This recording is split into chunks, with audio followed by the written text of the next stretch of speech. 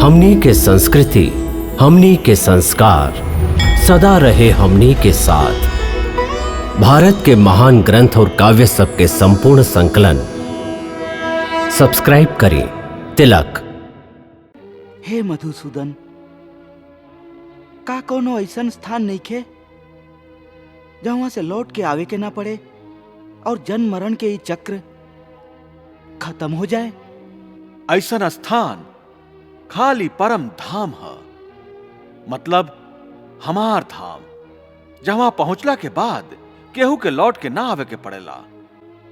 एकरे के मोक्ष कहल जाला।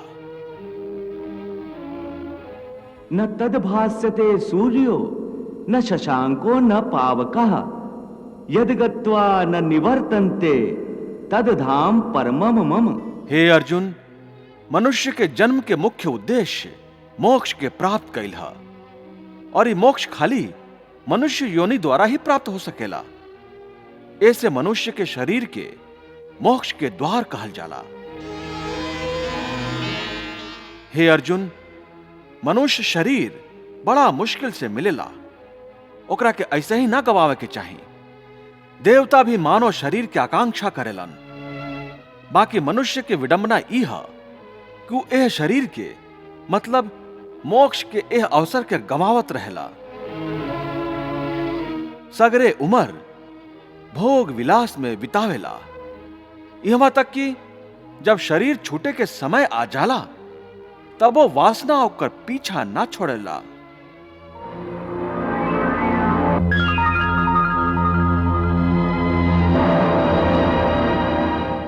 हे अर्जुन, मृत्यु के समय जौन वासना मनुष्य के मन में घूमत रहेला, वह वासना के चलते मनुष्य के दूसर जन्म होखेला। हे अर्जुन, मृत्यु के समय जौन वासना मनुष्य के मन में घूमत रहेला, वह वासना के चलते मनुष्य के दूसर जन्म होखेला। यम यम वापि स्मरन् भावम त्यजति अन्ते कलेवरम तम तमे वैति कौन्ते सदा तद भाव भाविता। हे योगेश्वर, आप हमार कई गो प्रश्न के उत्तर दिली। एगो प्रश्न और पूछल चाहत हैं। सुन ले हैं कि मृत्यु के समय मनुष्य के बहुत कष्ट उठावे के पड़ेला, चाहे वो मृत्यु युद्ध भूमि पर कोनो अस्त्र के घातक घाव के कारण होखे या अपने आप आवे। का मृत्यु के आसान बनावे के कोनो तरीका नहीं खे? हे अर्जुन, प्रश्न मृत्यु के आसान बनावे के नहीं खे, बल्कि जीवन मृत्यु के चक्र से निकल के मोक्ष प्राप्त करे के हा। यदि मनुष्य मृत्यु के समय ई विधि अपनावे जे हम तोहके बता रहल हैं, तो ओकरा तुरंत मोक्ष प्राप्त हो जाई और उ सीधा हमरा धाम में पहुंची। वो गोपनीय विधि का है माधव? प्राण त्यागत समय आपन सभे इंद्रियन के द्वार के रोक के और मन के हृदय में स्थिर करके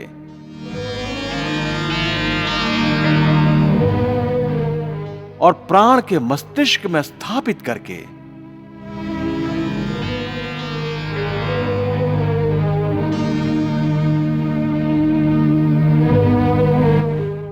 परमात्मा के स्मरण करत करत